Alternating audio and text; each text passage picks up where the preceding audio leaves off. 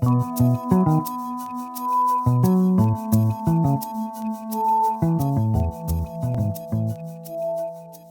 everybody, we are here sitting in the green corner in the European Parliament. We have a very distinguished guest with us, Bill Binney. You are a very experienced person in intelligence. You have been also a whistleblower in the NSA with regard to a certain development, a certain program pre-9/11 with regard to the whole possibility of finding terrorists. So first question would be, after I think 36 years of work for the government, being a very good American, as the movie title is about, which we are talking today, you quit NSA. What was the reason for that? Well, the basic reason was because of, it started originally with the corruption inside NSA. That was kind of sickening. I couldn't get anything done positively. So, but the real kicker, the final straw on the pile, was they switched to spying on every U.S. citizen in the country. So they switched from doing spying on groups and looking at groups and focusing on groups to looking at everybody. And that started with U.S. citizens, then it went around the world, and I just couldn't be a part of that. So that was the change also to the PRISM program and others revealed now again by Edward Snowden. Looking at the development since then, and also starting from 9/11 being an attack right after they closed down your original targeted program, what's the development about? What went wrong, and why are we so incapable to track terrorists early and get them into jail quickly? Well, what they've done is they've all focused on getting a bulk acquisition of collecting everything in the environment.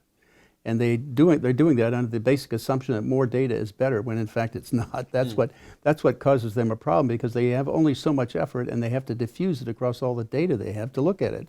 And that makes it impossible to find the data that's relevant prior to an attack. This has been consistent even before 9/11. And it wasn't that we didn't know who was involved in 9/11. We knew the entire Al-Qaeda network worldwide even before that. So it wasn't a question of not knowing who we should target. It was a question of actually targeting them instead of taking in all this bulk data. And that's why 9/11 failed. That's why all the failures have occurred. They just have too much data to go through to find relevant material. And no process to automatically do that. Right. And that's what we experience also here in Europe. Since years now, we had several attacks. Recently, last year, we had severe attacks in Paris and Copenhagen. And in those cases, of course, also, we knew afterwards, that we could have tracked them more targeted and gather information on them even more. And in particular, exchange information. So now, while we're talking to each other here in Europe, we are again in an actual threat situation, and we are envisaging terrible attacks on the airport here in Brussels and metro station. So it's very hard to talk about what needs to be done already now. But I think that you have so much experience. So what can we constructively put forward to make work of police and intelligence better for the future? Yeah, you have to do a focused, disciplined job so that you have a finite amount of data to work with and that's relevant to the targets and the activities that you're interested in stopping, like terrorism or dope smuggling or things like that. And you have to reduce that data down all by software, which can be done. We already have shown how to do that.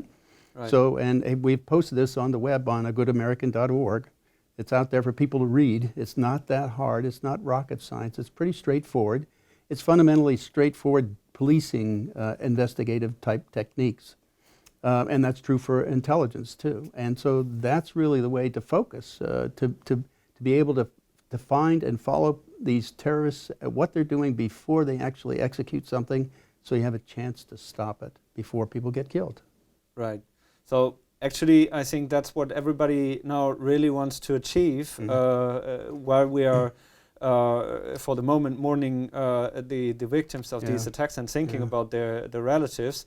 But I think it's important to look forward, and we have the movie A Good American with you and your actually your life in NSA and as a whistleblower to be looked at in cinemas right now. So for everybody who wants to get informed about how intelligence could work better, that's the moment and the possibility now. I'm looking forward to this, and thank you very much for being with us, Bill Binney. Thank you.